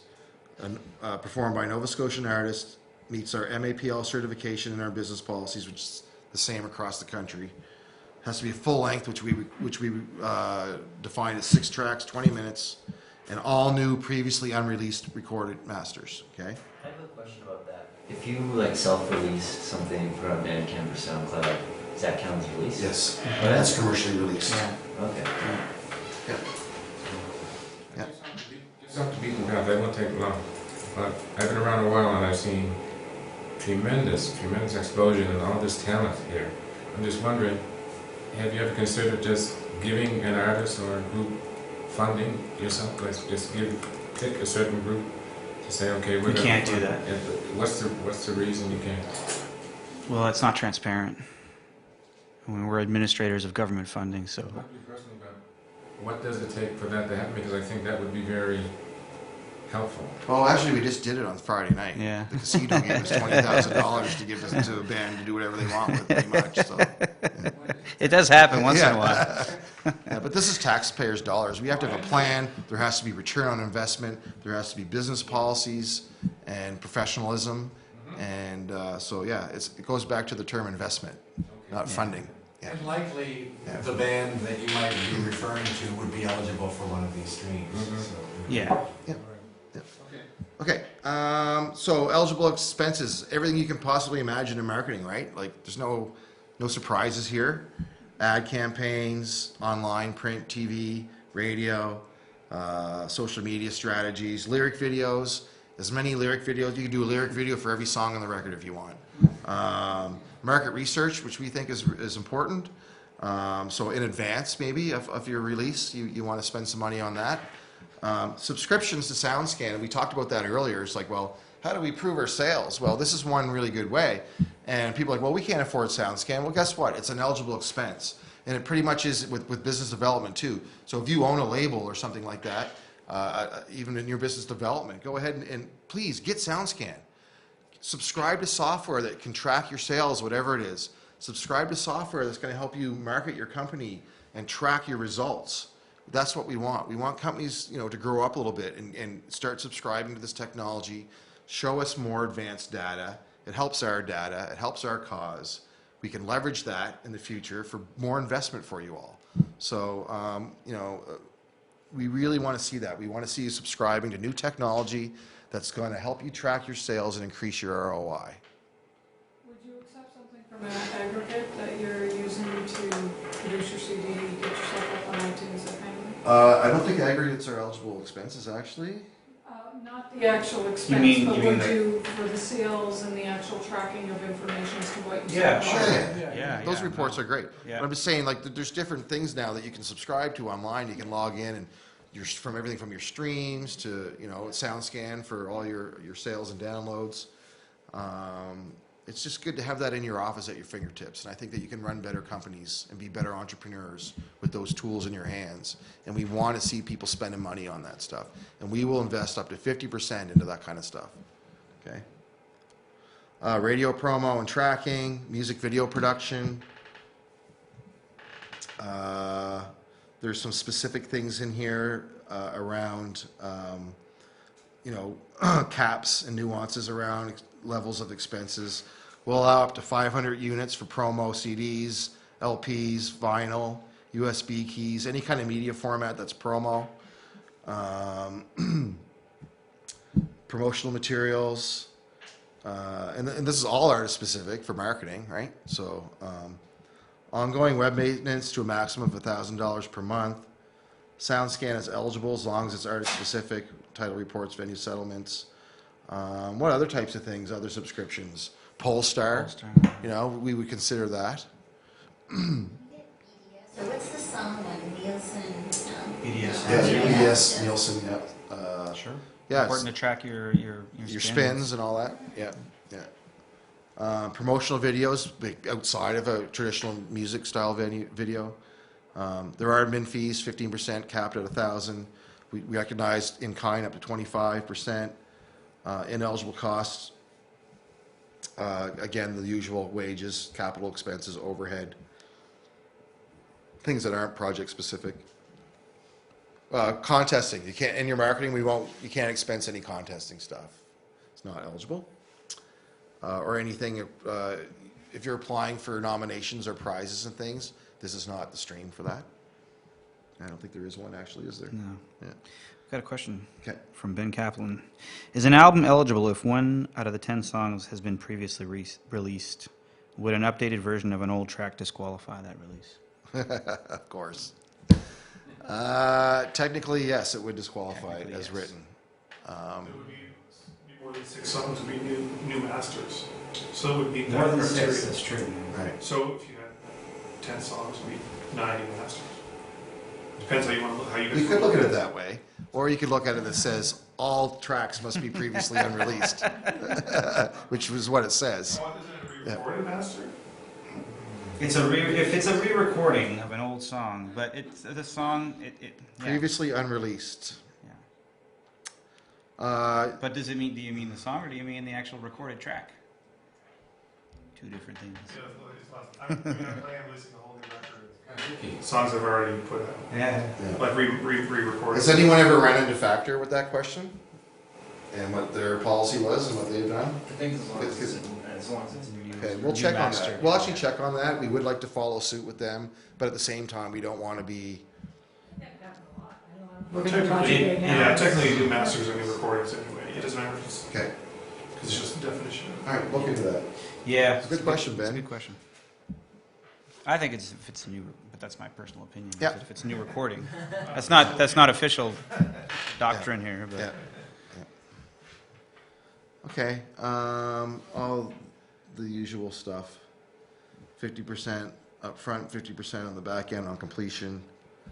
75% total eligible budget can be public investments. Anything over that could result in clawback. Completion reports within 30 days, and that's marketing.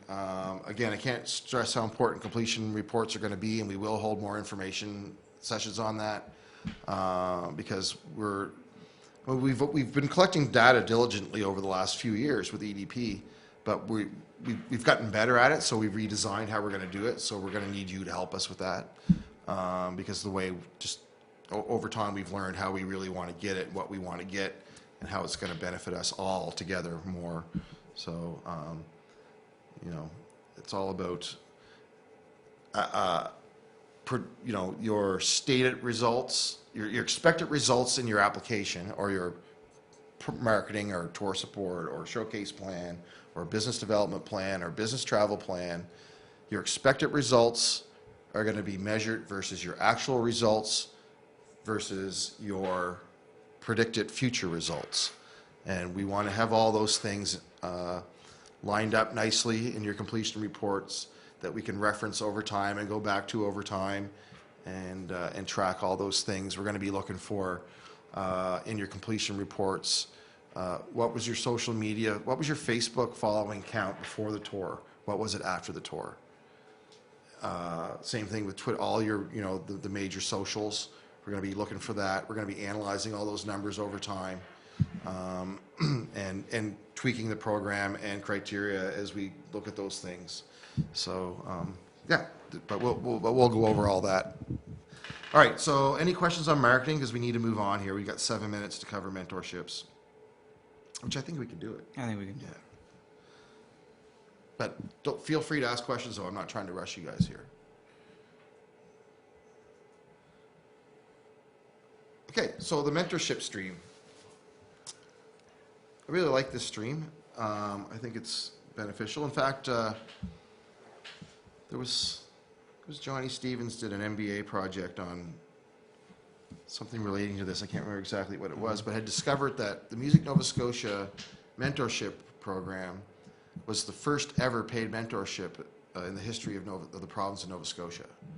So it's pretty cool that the music sector is that advanced in business development. So basically, it's exactly what you think it is. It's a mentorship program. where we are trying to connect the mentee, which is a developing or less experienced. To qualify, you can be developing or export ready, but it's connecting a less experienced person with a more experienced person for them to work together, share information, build networks, build knowledge and best practice skills around music business. The key here, though, is that the program benefits primarily the mentee, as far as the investment goes. We will provide a 75% investment on a $15,000 max per applicant per deadline. There's 2 deadlines a year, just like there was before, March and September. Who can apply? Just about anybody. The mentor may be from outside the province if approved in advance by Music Nova Scotia. So it doesn't say they can't be, because we've had lots of those projects in the way it was formerly. But we just want you to talk to us about it and tell us about it this time more. And not to say that people didn't before, but we're just spelling it out there. And in fact, this is the stream that if you don't consult with Serge and an application shows up in our system, it's not going to be juried. It's going to be disqualified immediately. Should I say that again so that we're very crystal clear on that? Yes. Okay. If you do not consult with the program manager for the mentorship stream and you put in an application, it will be immediately disqualified and you won't be able to apply till the next round again. On that point, who applies, the mentor or The mentee applies, Okay. but part of the the mentorship plan includes a plan from both. The mentee and mentor have to submit each of their plans. Okay, but the applicant is the mentee. It's never the mentor. Sorry, they have to apply they have to submit both of their plans? Yeah. Wouldn't they be working on the same plan? Yes, but there's a mentee perspective on it and the mentorship perspective, the mentor's perspective on it. So what is the mentee looking to gain? What is the mentor looking to gain? A lot of this is, and we want to see some in Nova Scotia, maybe more than outside the province, to be honest with you, if possible, because it's one of the biggest challenges that our sector has faced that when we've asked them, is human resources and ability to have people working for them. So this is sort of, this mentorship is going to help address that in a way. So we're going to be providing investment to help get people into companies that need help. And also, too, on that note, it's not mandatory, but if you want to make a strong application, what's made strong applications in the past is when the mentors actually contribute, $5 an hour to the wage expense. We'll recognize up to $15 an hour for pay for 40 hours a week as an eligible expense. But if you find a mentor that says, well, I'll give you 5, and then that's 20, and then that's a stronger project. Not mandatory, but just a tip on what makes a strong project in mentorships. Just on that, so if you're saying export ready and you feel that, whether you're right or wrong, that your mentor is somebody that should be either on a national level or international level, because there's probably you're at a point where nobody within Nova Scotia might be able to have that role. Yeah. Is that, we talked to Serge? Yeah. Yeah. It has to make sense. We have to be convinced that, in fact, it is the right thing, Yeah. and the plan is good. Again, possible.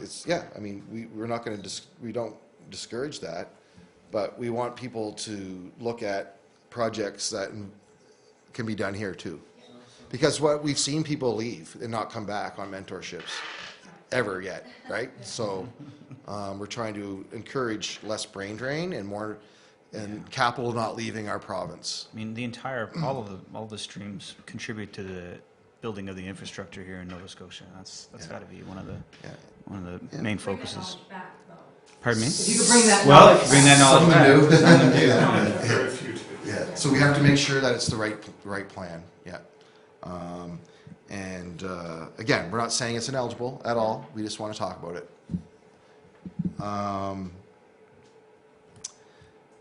Yeah, so again, it goes back to the original mandate of this program is to grow Nova Scotian small businesses around artists and their intellectual property, not companies in Toronto's businesses.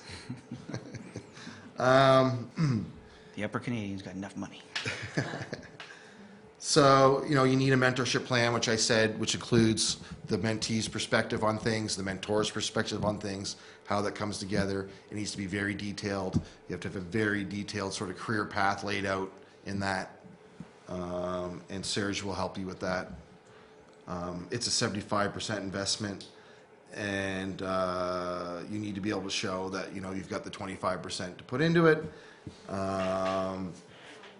We will give a 75% advance on this one, since there's a lot of like living and wage expenses are eligible, like travel, accommodations, the $15 an hour recognized for 40 hours a week.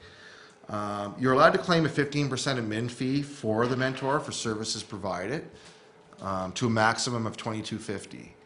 So sort of an admin fee for the mentor, but the mentee cannot take it or claim one as well.